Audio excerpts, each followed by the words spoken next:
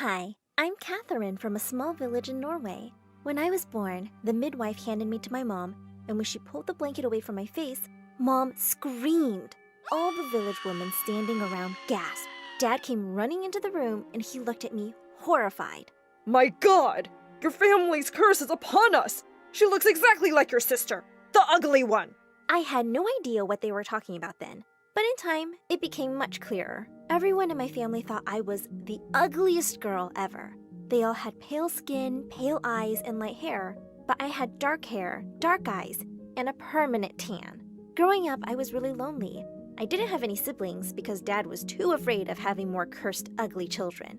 And the other villagers acted like I had head lice and wouldn't let their kids play with me, just because I looked different. When I was 6, my parents realized they couldn't hide me forever from our relatives, so we had a family photo taken for our Christmas cards. But when Dad saw the prints, he tore them in half and grounded me. Before I went to my room, I picked up a torn photo and taped it back together. Then I drew devil horns on my parents' heads. There, that looked better. One afternoon when I was 11, I snuck out my window and was sitting under a tree when a woman approached me. She said she was from the States and asked if she could take a photo of me in a heavy Norwegian accent. I'm not an animal in a zoo that you can take photos of and laugh at. Why would I laugh at you, child? I think you're beautiful. Can I meet your mom and dad? She seemed nice, so I took her home. But as soon as my parents saw her holding my hand, they lost it. Before I could say a word, my parents dragged me inside and slammed the door in the woman's face. The American lady came back after a year, and this time, she brought a lawyer. She introduced herself as Betty and said she'd like to adopt me and take me to America with her. I didn't know where that was exactly, but anywhere out of my stupid room sounded great. I jumped into her arms and said yes. My parents leapt up from their seats and said no. Why can't I? You guys don't even like me. Mom pulled me into a tight hug immediately. Nonsense! You're my flesh and blood, Catherine. Yes, your looks are a burden on my soul, but I could never give you up. Betty took out a thick wad of cash from her purse. Would this help change your mind? And my parents had dashed off to pack my things faster than lightning. By the time we landed in LA, America, it was obvious that Betty actually loved me. She took me out to amazing cafes, shows, and amusement parks. Whenever we'd go out, though, I noticed people giving me strange looks, and I felt sad. So everyone here except Betty thought I was ugly too? She hired a special tutor who made me learn perfect English in less than 3 months. And sometime later, I joined the 8th grade. On my first day of school, I was getting the usual stares, but then something completely unexpected happened. I was surrounded by all these kids, and they were actually saying nice things to me. Love your beautiful tan. I could look into your eyes forever. How about a date this evening?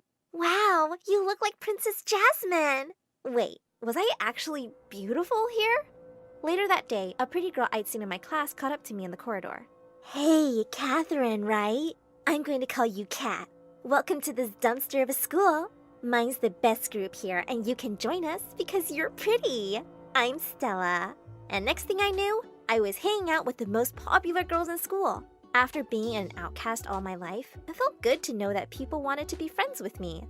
But I soon discovered it was hard to keep up with them because we weren't really alike. All they wanted to do was hang out at the mall after school and buy more clothes, shoes, and makeup. I once wanted to go to a bookstore, and they looked at me like I was a freak. One day when I got to school, I found Stella and the other girls gathered around Leah, one of the girls in our group. She was crying, and when I asked what happened, Stella whispered, Leah's dad lost his entire fortune. She's like really poor now, poor thing. Leah looked miserable all the time and stopped hanging out with us after school because she didn't have money to spend anymore. I tried giving her money once, but she wouldn't take it. A few weeks later, Leah sat down with us at lunch and took out a salami sandwich out of her bag. And suddenly, Stella went bonkers. Ew, get that stinky garbage away from me. What, you're so poor now you can't afford lobster or caviar anymore? Leah's face crumpled into tears, and I felt shocked at the mean outburst. Stella, that was really rude. Oh, I've tried being nice, but I'm done. I've always let her be a part of my group even though she's ugly, but now she's poor too? It's time for her to go. That's it! I can't believe you treat a friend like this. Who cares that you're pretty or rich if you're such a horrible person? Hey, stupid village girl, watch your mouth. You would be a nobody if I didn't make you a part of my group. I'd rather be a nobody than be somebody like you. Come on, Leah, we're leaving. And with that, I took her hand and we walked away. I could feel Stella's furious glare drilling a hole in my skull, but I didn't care. From that day onwards, Leah and I got really close. We couldn't avoid Stella and her rude comments in class, but we started hanging out in the library during recess, and I'd always get extra lunch for her. Leah started coming over to my place too, and Betty always asked her to stay over for dinner. One day, I was saying goodbye to Leah at our gate when I heard a familiar laugh.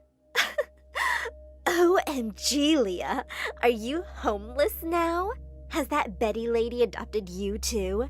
She seems to have a thing for adopting poor loser kids. What are you even doing here, Stella? Sadly, I just discovered yesterday that I live next to you. I'll have to ask my parents to move to a better neighborhood. That sounds like a great idea. Can't wait. And with that, I walked back inside. It was bad enough seeing her in school. Now it turned out we were neighbors. One night, I was outside playing with my cat when she suddenly leapt over the wall to Stella's place. I climbed over too and thankfully found her soon. I was tiptoeing away when suddenly I heard shouting from inside. I peeked in through a window and what I saw left me shocked. Stella was standing in front of her parents with her head hanging low, while they were both taking turns screaming at her. Why are you so stupid, Stella? Just look at your pathetic grades. Are you slow? How are you going to run my company one day? Run your company? I'm pretty sure she isn't even going to graduate high school. It's so embarrassing, really. All my friends are always talking about how smart their kids are, and I just want to pretend that I don't even have a daughter. Stella burst into tears and ran away from the room. I walked away quickly, feeling really sorry for her. I knew exactly what it felt like to have parents who always put you down. Hers seemed even worse than mine. The next day in class, I wanted to tell Leah all about what I'd seen the day before, so I scribbled a note and passed it to her. Just then, Stella raised her hand and said, "Miss, Catherine just passed a note to Leah." Oh no, no! The teacher swooped down on Leah like a hawk. She snatched the note out of Leah's hand, and to my horror, she started reading it out loud. I saw something awful yesterday. Her parents treat her like trash. What is this about? I looked over at Stella, and her face had turned white. It's nothing, miss. I'm sorry. But just then, Leah rose from her seat. Oh, I'll tell you all what this is about. The paper doesn't say the name, but Kat was just telling me about how the school princess Stella gets treated by her parents like dirt. Just imagine, she goes around acting like she rules the school, but her own parents hate her. I couldn't believe what Leah had just said. As everyone stared at Stella, the bell rang and she ran out of the room in tears. While everyone walked out whispering, I pulled Leah back. How could you do that, Leah? I told you a secret and you publicly announced it. Leah looked back at me angrily. Kat, have you forgotten how she treated me at the worst point in my life? She deserves this. But don't you see? This makes you as cruel as her. That was an awful thing to do, and I'm so disappointed. And with that, I went off to look for Stella. I walked into the girls' bathroom and saw her feet under the door of a stall. Stella, I know you're in there. Can you please come out and let me apologize? The door burst open and Stella stared at me with furious eyes. How dare you snoop around my house and spy on my personal life? And then you just tell everyone? You act like you're the best freaking person on the planet, but you're just a big hypocrite. Stella, I found out by accident, I promise. And I never meant for everyone to know. I'm really sorry. And we have more in common than I thought. My parents were awful to me too. I know what that feels like. You know nothing. And you're nothing like me. You're going to pay big for what you did, Catherine. And with that, she pushed me aside and stormed off. I didn't have to wait too long to find out what her payback was. I've been working on a complicated wind turbine model for years for the upcoming science fair. A day before the fair, when I went to the lab, I found my whole model smashed to pieces on the floor. As furious as I felt, I didn't want to give away Stella's name, so I told the science teacher I had no idea who it could have been. But she stormed off to the principal to look into the matter. And it turned out there were security cameras in the lab. As I watched the footage in horror, I could clearly see Stella smashing my model with a baseball bat. She was immediately called in. Stella, you will apologize to Catherine, and then you will pack your stuff from your locker. You are expelled! What? No, please don't do that. My parents will kill me. I'm sorry. You should have thought of that earlier. There is no room for such behavior in my school. Just then, I stepped forward. Ma'am, please don't expel her. Stella's saying she's sorry, and I believe her. She's my friend. We just got mad at each other. Please give her another chance. The principal's face softened, and she decided that she would suspend her for 2 weeks instead. I was so relieved. As we left the office, I turned to Stella. You were mad at me, and you took your revenge. Let's call it truce now and start over. I extended my hand to her, but she just slapped it away. Do you think for 1 second that I'm actually sorry? If I could, I'd smash your project all over again.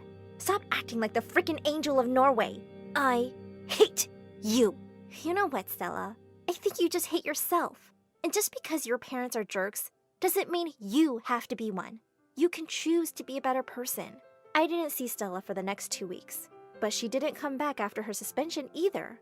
I found out that her parents had decided to send her to some boarding school in Europe, and I never saw her again. Leah truly regretted what she'd done and apologized, and we became friends again. We both graduated from the same university 4 years later. I'm now working as a social worker in an adoption agency. I want to help other kids find homes and families where they will be truly loved, just like I was by my adoptive mother, Betty.